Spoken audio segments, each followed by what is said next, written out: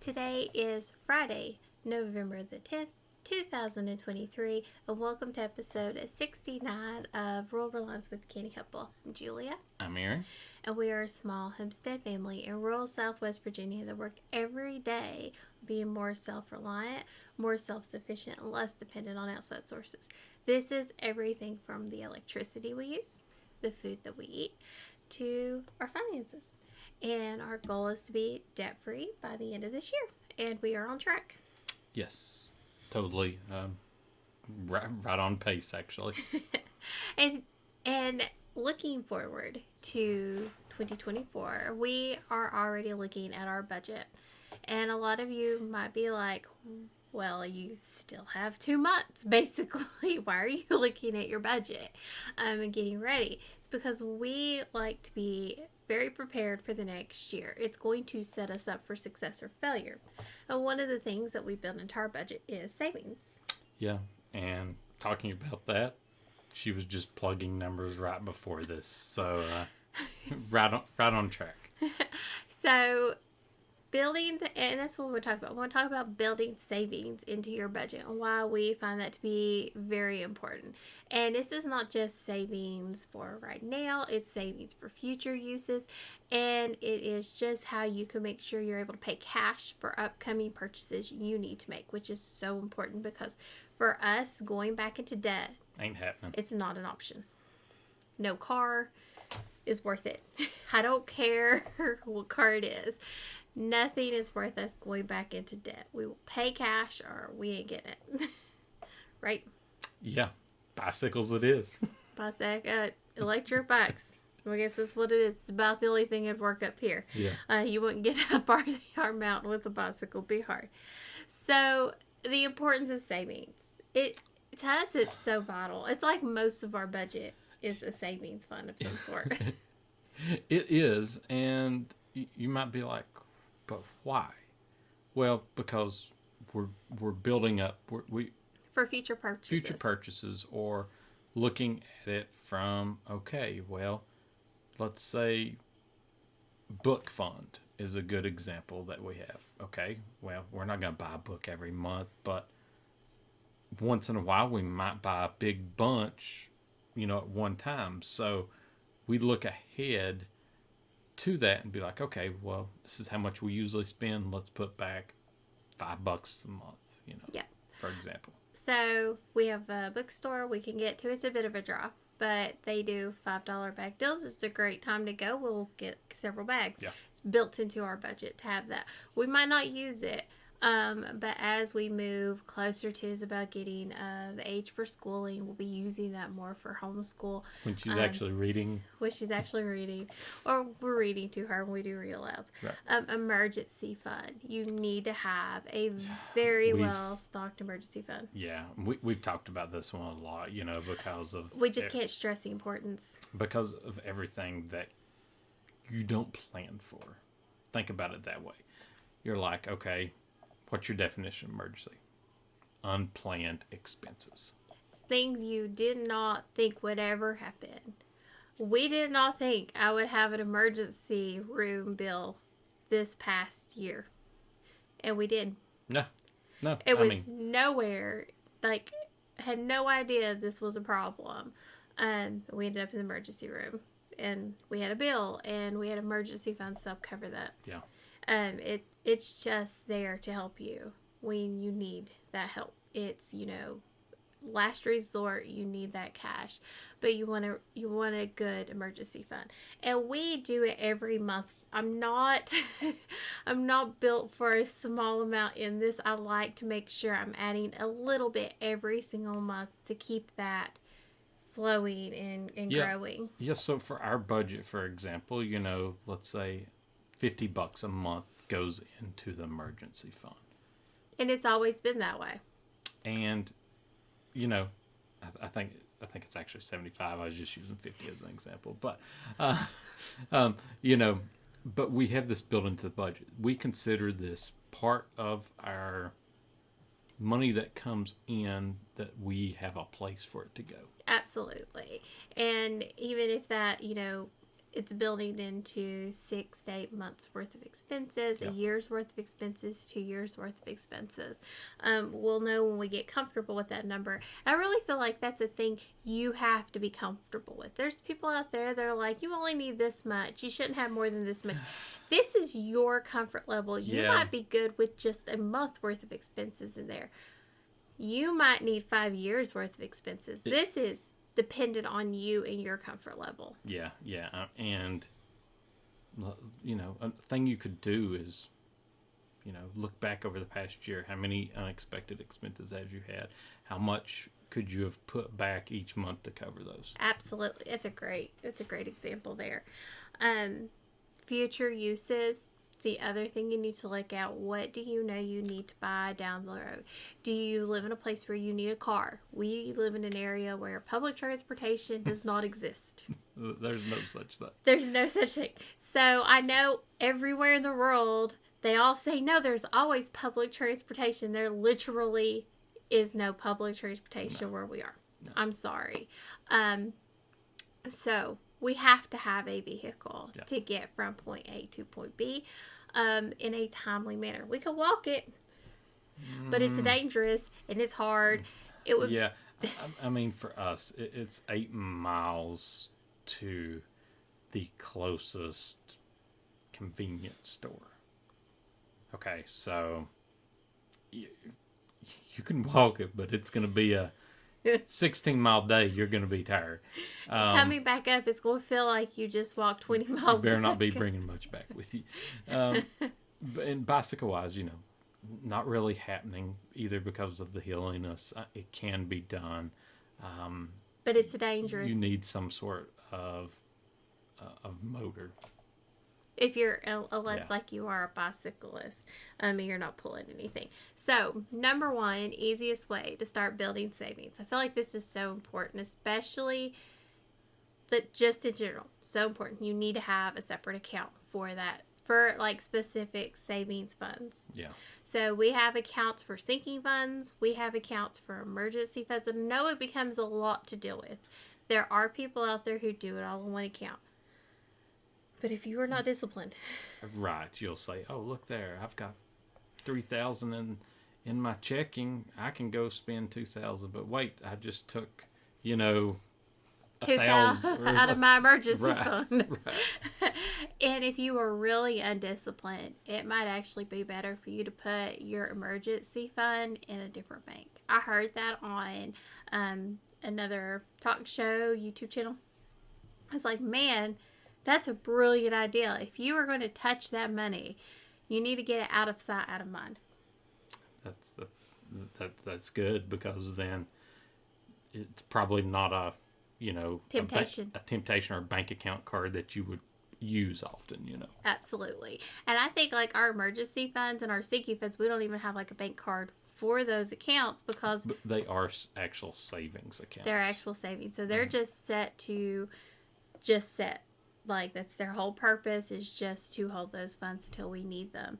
It's just this part of it. Like, you need to set this cash aside for whatever the purpose is. It's built into your plan. Having a separate account helps you literally see that when you look at your bank statements. Oh, wait, this fund here is for something completely different. It really gives you the visualization. You're not just seeing it on a spreadsheet. You're actually seeing it, and you know it's there for that purpose. Yeah, like one we use, for example, our bank, we can actually set up another account in 30 minutes. Or less. Yeah. It's, I think he set one up for us the other day. It took no time. Yeah. So, yeah, you can have a lot of accounts to manage, but if it helps keep you disciplined, on track, and it helps you focus, that's might be a way you need to go. If you can do it with fewer accounts, you can manage those assets, you know what those funds are for, go with that.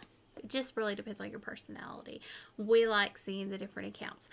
I like knowing the amount in each one. Aaron does too. It kind of worked well for us. Yeah, but we have got to the point now where, like a book fund, for example, it's mixed in with another one, I have it written down on a spreadsheet just because I wasn't setting up a another account for just a book fund, The little ones, yeah, the really little Yeah. ones. But we have that.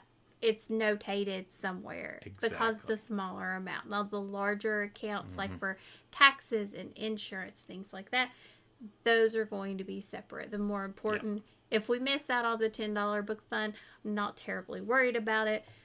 The tax fund, which goes into the next one, I'm more concerned about. It's sinking funds. We are huge fans, proponents of sinking funds. Yes, just because you know those expenses are upcoming, so you can prepare for them all year. So, and if most places do offer discounts if you pay in full compared to monthly. So, you could probably save a little bit by saying, "Oh, I'm putting my $50 for my car insurance away every month, preparing for that bill in October," for example. Hey, you've got it there. You've saved a little bit of money because you paid in full. Absolutely. It's just easier. It's so much easier. It's one and done. You don't have to worry about missing a payment. You don't have to worry about going and making sure that payment happens. I've done the monthly. I much prefer the annual. It was so much easier when we made that switch. Yeah, and just because if for some reason you had to, have an extra money in there, you can always be like, okay, well, I'll replenish it next month. Absolutely.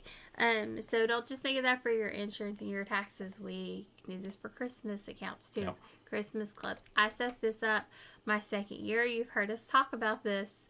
Second year of working. So now we're at 9 years. Almost 9. Because I've been working for 10 years in my current job. And it has been one of the best things I've done because it's given me a set amount of money that I know I have access to, and I'm not fighting to figure out how to pay for these things later. It's just so much better long term, and has really helped us a lot. I mean, it really has. Aaron didn't have one before, but he loves it now. Yeah. I'm a big, believer in sinking funds and Christmas funds, just because of you can see, you can plan for things better. You really can. These things are happening. You know them, and it is a saving account. But it is saving that you have to spend. And by spreading it out across the year, you're not getting that hurt all up front. And it's also not a huge pull out of your checking account.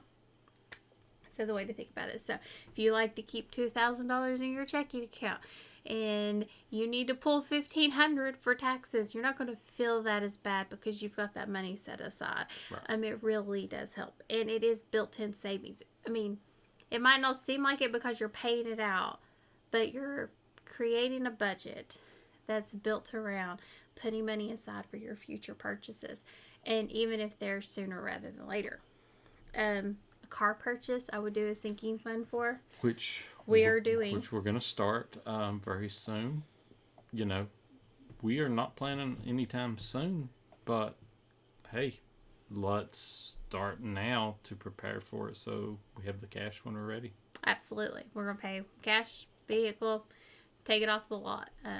They want to sink you into a payment plan, and we're gonna fight that as hard as we can. Home down payment would be another option for a sinking fund. That's a great one if you plan on having a home in the future that you're waiting for the interest rates to come down for. Hey, right now you can start putting a little money aside to prepare for that down payment. And this money has a purpose. That's the goal. The money has a purpose. And then your emergency fund is technically a sinking fund because you're putting that money aside. You don't know what you're going to spend it on. That's the thing with an emergency fund. But you have it for a real, true emergency when you need it. Yep.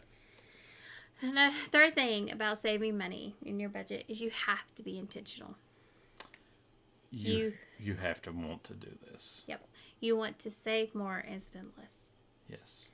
Our goal in the future, because we are, hitting this debt that we have so hard, our goal in the future is to be saving 50% of our take-home income, at least. Yep. That is the goal. 50% of our take-home income we want to have in the bank, planned out for future expenses, or future purposes. Yep. Yeah. I mean, and that's a great way to talk about it too, because you don't have to spend everything that you bring in. You do not. Absolutely not. That the goal is to spend way less than what you bring in. Yeah. So you have a buffer as inflation gets higher, as expenses keep going up. Because I don't know about everyone else out there, I don't foresee our costs going back down unless something completely drastic happens. I do not see the grocery store prices ever coming down. I really don't. No. I mean, just the way society is going right now, everything looks like it's something that could increase it more, I mean, it just seems like everything's going to keep going up, and up. Yeah. So by spending less than you are bringing in and being intentional about making sure that you are saving money, it is put into your budget. You are holding on to that cash because it has a purpose and a reason. Mm-hmm. It really does help you long term, but you have to be mindful. It's mindful frugality to its core. It's really focusing on being intentional, thoughtful, and knowing how you want to spend that money in the long term. And this is not just towards, like, I would say a car is a midterm goal. It's not like a short-term goal. Short-term goal for us is we need to have some trees trimmed up off the top. That's a short-term goal. That we need somebody with a bucket to do. Yes, because they are massive, big, and in the road and in lawns. Not for us to try. But that's another story. That's a short-term goal. But the car is like the next 5-6 years. It's not something we need right now, or a vehicle. Long-term future goals are part of this as well. We want to make sure we are intentionally saving for our future, our retirement, long-term goals for our family. Yeah. Putting back an amount for our monthly expenses after retirement, for example, Yep. Our minimum, like bare minimum. Yeah. You don't have to always live at a, I guess, higher level. You can always come back down some. Well, and I think that the world we live in today, the society we live in today, that intentional and thoughtful spending is not really part of it. You go through TikTok, you go through YouTube, you go through Instagram, and you see all of these people that have all of these things, and they seem like they're living this life, this world that you would love to live. And I understand and I get it. There's things that I want too. But by being intentional with our money and our spending and making sure we're putting for the future and not spending everything we have and living more frugally, we are setting ourselves up for a much better future. One where we get to retire early. Yeah. We don't have to work till we're 70 years old. We'll get to retire. We will be out of debt. We're not going to be sleepless at night because we can't pay a mortgage bill. That would terrify me. Yeah. And knowing that we're so close to getting this paid off, it's just, I can feel the burden. It's like we're still there, but it's so close to being lifted. Like I can feel it pulling off my chest. I don't know if you get that feeling. But it's all about intentional spending, and you don't have to keep up with what the internet tells you need to keep up with. That's true. Another way to think about, putting money aside for some of these sinking funds is some of your employers are able to send money to different accounts. Mm-hmm. So you can have, this money, I'm having it sent this much to this account every month, to think about. I don't touch it. I will say my current employer does not. Everything has to go to one. But I have done that in the past where I would put a certain amount over into savings and a certain amount into checking, for example.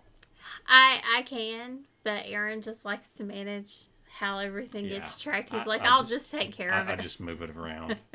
It's like, I'll take care of it.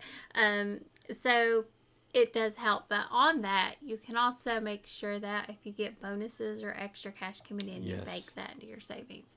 Um, Don't think of it as guaranteed money. Think of Absolutely it not. as maybe your emergency fund. Maybe building that up.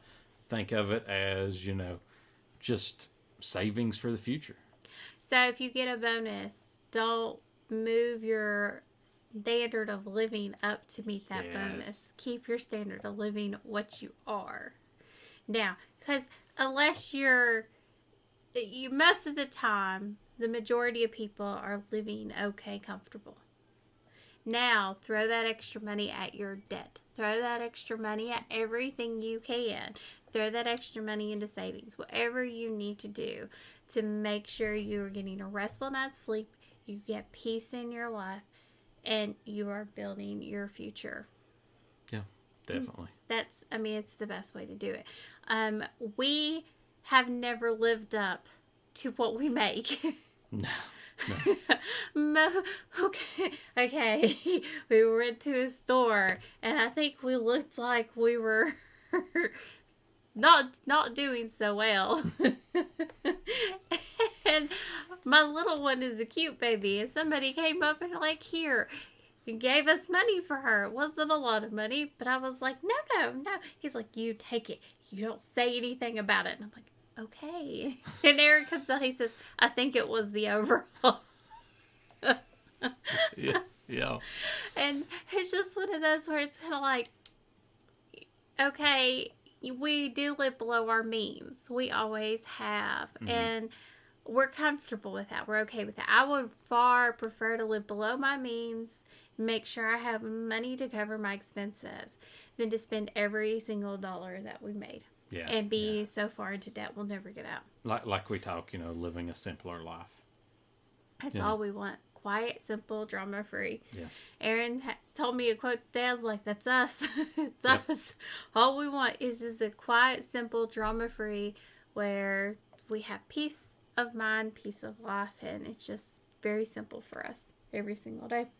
Yeah, totally agree.